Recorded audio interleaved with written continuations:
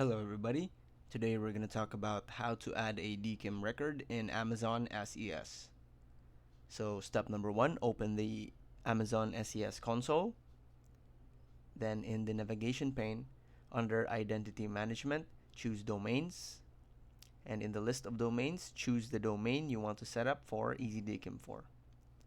Under DKIM, choose Generate DKIM Settings and copy the 3 CNAME records that appear in this section. Alternatively, you can choose Download Record Set as CSV to save a copy of the records to your computer. The last step is to add the CNAME records to the DNS configuration for your domain.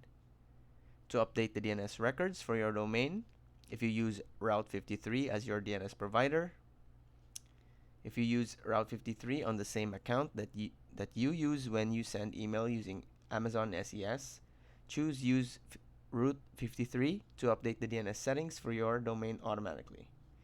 If you use another DNS provider, different providers have different procedures for updating DNS records. That's it. Thanks for watching.